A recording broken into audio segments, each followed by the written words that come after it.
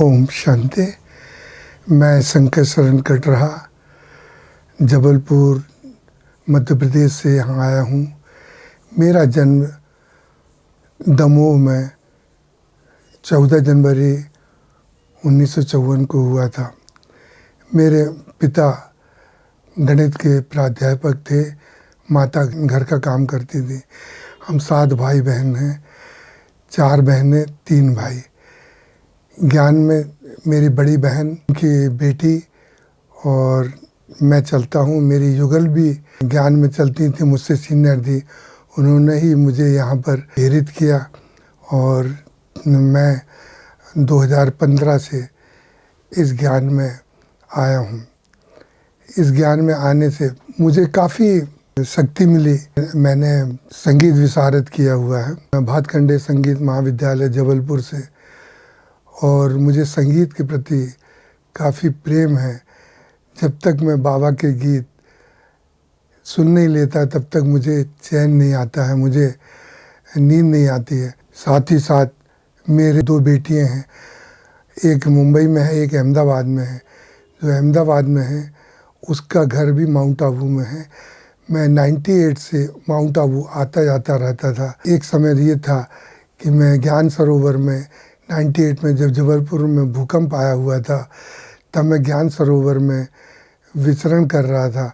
तो तभी मुझे एक दीदी ने पूछा कि आपके यहाँ भूकंप आया है, आपके यहाँ तो कोई प्रॉब्लम तो नहीं हुई है? तो मैंने कहा नहीं, मेरे घर में कोई प्रॉब्लम नहीं हुई होगी, क्योंकि मुझे ये विश्वास है।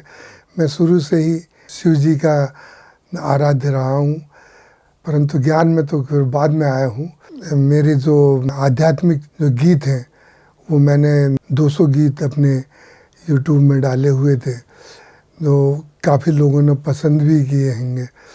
मुझे काफ़ी शांति की अनुभूति होती है और काफ़ी सुकून महसूस होता है।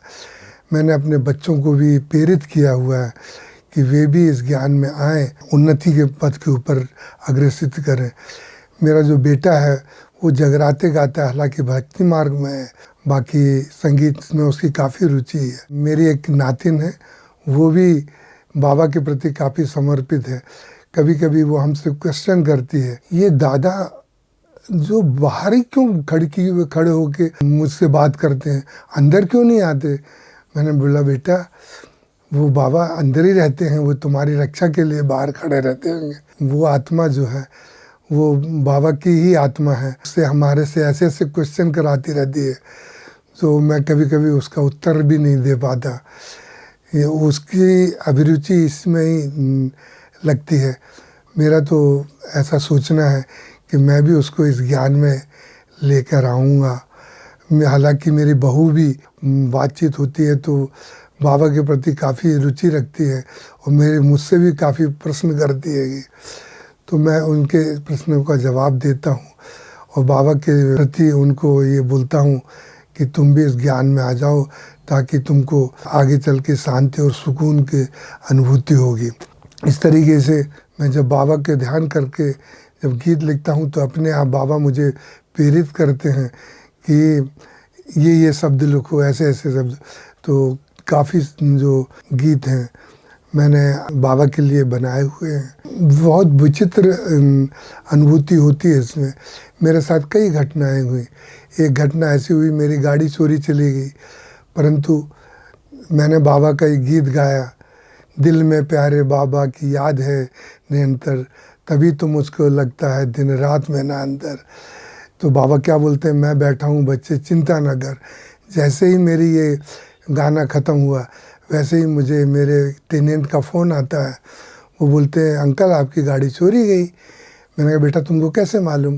बोले वो गाड़ी जो ले गया था वो गाड़ी देने आया है। तो मुझे बड़ा आश्चर्य हुआ। दूसरी घटना ये हुई कि मैं बड़ी तेज़ी से किसी पेशेंट को देखने जा रहा था। स्टेशन के सामने रोड ऊंची नीची थी, जिससे कारण मेरी गाड़ी स्लिप हो गई, मैं गिर गया। तो सामने आने वाला पूछता अंकल कुछ हुआ तो नहीं? मैंने कहा बेटा कुछ नहीं हुआ, देखता हूँ तो मैं सही सलामत था, मुझे कोई परेशानी नहीं हुई। तो इस तरीके से जो घटनाएं घटी, मुझे ऐसा लगा कि बाबा मेरे साथ हमेशा रहता है, हर कदम पर, मेरे पग पग पर मेरा साथ देता है। हमेशा बाबा को साथ लेके चलता हूँ और बाबा भी मुझे कदम कदम पर मेरी मदद करते रहते हैं कि वाकई में ये जो घटनाएं घटती हैं ये मेरे अच्छाई के लिए हैं। जो भी हो रहा है अच्छा हो रहा है और जो होगा वो बहुत ही अच्छा होगा। हमारे परमपिता परमात्मा, शिव परमात्मा हमें इस समय हमारे लिए अच्छाई के लिए आए हैं, हमें कलयुगी दुनिया से छुड़ाकर सतयुगी दुनिया में ले जाने के लिए आए हैं, हमें पतित से पावन बनाने आए हैं। तो हम सबको भी उस आराध्य देव शिव परमात्मा की ज़रूर आराधना करना चाहिए। और इसके लिए आप सभी से हाथ जोड़कर विनती है कि आप सभी इसको अपने हृदय में धारण करें और इस ज्ञान को ज़रूर अवश्य अपने जीवन में अवतरण करें।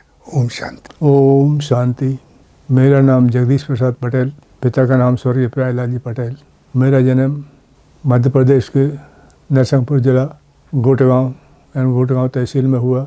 24 अगस्त 1935 में हुआ। गोटेगांव स्कूल से शिक्षा प्राप्त की, मैट्रिक तक पढ़ा हूँ और 59 में फौज में चला गया और 74 से मैं फौज से पेंशन ले रहा हूँ। अभी मैं स्वस्थ हूँ और अपने घर से करीब 6 किलोमीटर भंवरताल, गढ़ा से भंवरताल पैदल, डेली पैदल जाता हूँ। वहाँ पर सेंटर है स्मृति भवन भंवरताल के पास, उसमें मैं रोज़ क्लास करता हूँ। 2003 में हम गार्डन में घूमने जा रहे थे, एक सज्जन बोले आज हमारे यहाँ उद्घाटन है। उन काय का उद्घाटन है? आए तो उनके यहाँ ब्रह्म कुमारी का उद्घाटन था, अटेंड किया, हम भी उसमें शामिल हुए। इसके बाद 2 साल उसमें चले।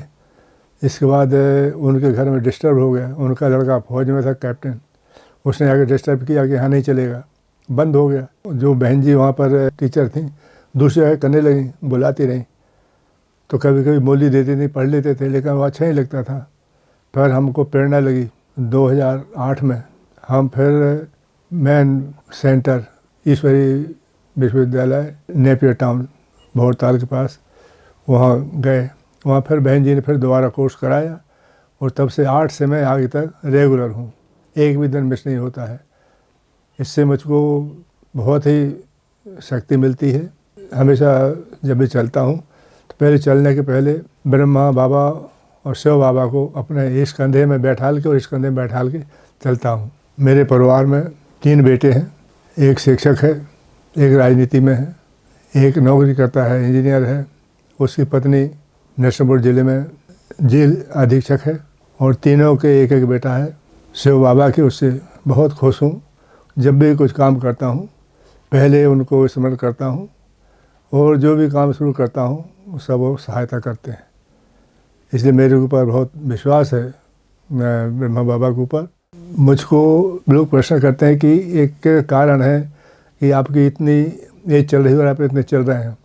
इसके लिए मैं बताता हूँ कि सबसे तो मैं फौज में भी रहा हूँ तो नॉन वेज कभी नहीं लिया और ड्रिंक भी कभी नहीं किया, जो कि फौज में खास चलता है। अभी भी कोई व्यसन नहीं है, यहाँ तक कि चाय भी नहीं पीता हूँ मैं और बस मगन रहता हूँ। इसलिए युवाओं को खान पान में शुद्धता रखें और विचारों में शुद्धता रखें, व्यसन से मुक्त रहें। अब मैं तो चाय भी नहीं पीता हूँ, ना कभी व्यसन किया है और ना नॉन वेज कभी लिया। आप लोग सब स्वस्थ रहें, मस्त रहें, सुखी रहें और हमेशा बाबा को याद करते रहें।